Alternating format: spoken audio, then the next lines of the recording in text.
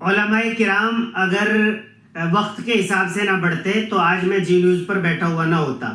دیکھیے یہ جو میم نے کہا ہے کہ اپنی بیوی کو پیٹتے ہیں، یہ کب کہتے ہیں؟ میں آپ سے بتا دوں، ملک ہندوستان بلکہ جو ہمارے آس پاس کے ممالک ہیں اور ان میں مساجد ہیں، ان میں علماء کرام ہر جمعے، ایوری فرائیڈے، ہر جمعے کو خطاب کرتے ہیں، اور خطاب الگ الگ ٹاپکس پر ہوتا ہے۔ ان میں ایک اہم ٹاپک یعنی تقریباً ہر 4-5 ہفتے کے بعد خواتین کے متعلق ہوتا ہے، اور علماء کرام مردوں کو، جمعے کو جو نماز پڑھنے آتے ہیں سب مرد ہوتے ہیں، اور ان سے یہ بات کرتے ہیں کہ آپ کی بیوی کا آپ پر حق ہے، آپ ان پر ہاتھ نہیں اٹھائیں گے، آپ ان کے ساتھ بدتمیزی سے بات بھی نہیں کریں گے، آپ کی ماں کا آپ پر حق ہے، آپ کی بہن کا آپ پر حق ہے، آپ کی بیٹی کا آپ پر حق ہے۔ ان تمام حقوق کو علماء کرام بتاتے ہیں۔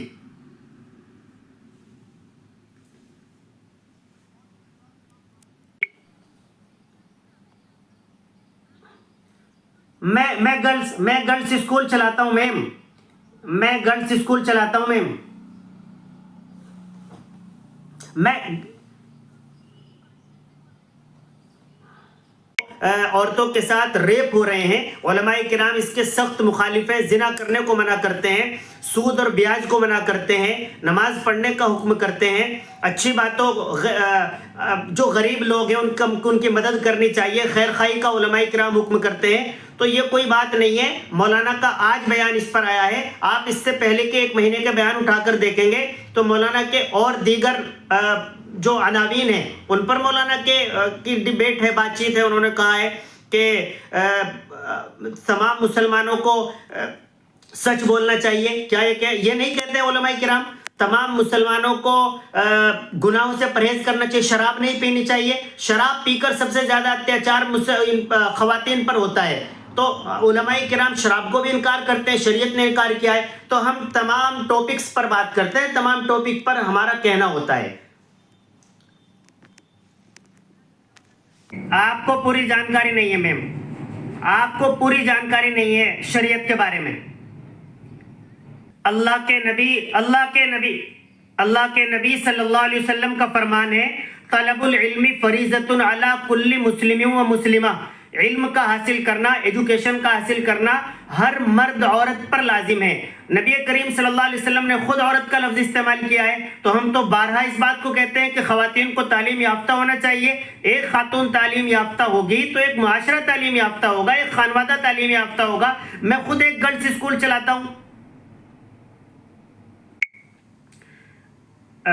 قرآن کریم کے اندر ہے لا اکراہ فی الدین، دین کے اندر کوئی زبردستی نہیں ہے۔ اولاً تو ہم کسی دوسرے مذہب پر اپنے مذہب کی بات نہیں تھوپتے ہیں، نہ قرآن حدیث نہ ہمارے نبی یہ کہتے ہیں کہ آپ اپنی بات کسی دوسرے مذہب پر تھوپ دو۔ دوسری بات تو اس لیے میں پہلے والی جو میں بات کر رہی تھی ان کے بارے میں بات کر رہا ہوں کہ ہماری طرف سے کچھ نہیں ہوتا ہے کہ ہمارے غیر مسلم بھائی، سکھ بھائی، عیسائی بھائی اپنی شادیوں کو کس طریقے پر کرتے ہیں وہ اپنے اعتبار سے کریں، ان کے لیے ہماری کوئی بات نہیں ہے۔ نہ قاری اسحاق گورا نے ان کے لیے کوئی بات کہی ہے، قاری اسحاق گورا نے مسلمانوں کے لیے بات کہی ہے۔ یہ جو شبینہ میم ہے انہوں نے کہا کہ 4 شادیاں ہو رہی ہیں، اس پر کیوں نہیں کہتے ہیں علماء کرام؟ تو دیکھیے جو چیزیں شریعت کے اندر آئی ہیں علماء کرام کی ذمہ داری ان کو بتانا ہے، ان پر امپلیمنٹ کرانا علماء کرام کی ذمہ داری نہیں ہوتی ہے۔ ہم اپنی بات کہہ دیتے ہیں، عمل کرنا نہ کرنا وہ اس بھائی کا کام ہوتا ہے۔ اللہ تبارک و تعالیٰ نے توفیق کو اپنے ہاتھ میں رکھا ہے۔ ہم نے آپ کو اپنی بات بتا دی ہے کہ پردہ کرنا چاہیے، اب اگر آپ کریں گی تو فائدے میں رہیں گی، نہیں کریں گی تو آپ کا نقصان ہے، ہمارا اس میں کوئی نقصان نہیں ہے۔ تو علماء کرام کی ذمہ داری ہے۔ جی پہلے تو جو ان سے پہلے میم جنہوں نے بات کی تھی انہوں نے ایک بات یہ کہی کہ جو مذاہب ہیں وہ ان کا انٹرنل معاملہ ہے، وہ اپنی شادیوں کو کیسے کریں۔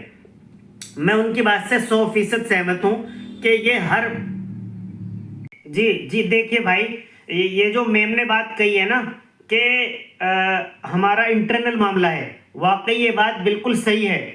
ہر مذہب کا اپنا انٹرنل معاملہ ہے۔ میں آپ کے چینل کے مادھیم سے اب آپ کے سامعین کو یہ کہنا چاہتا ہوں کہ جو بھی میری بات کو سن رہے ہیں میرے مسلمان بھائی, ڈی جے سے بالکل پرہیز کرنا چاہیے. اسی طریقے پر جو انہوں نے بے پردگی کی بات رکھی ہے, یہ ہمارے جو ہندو بھائی ہیں, مسلم ہیں, سکھ ہیں, عیسائی, یہ سب سمجھ سکتے ہیں.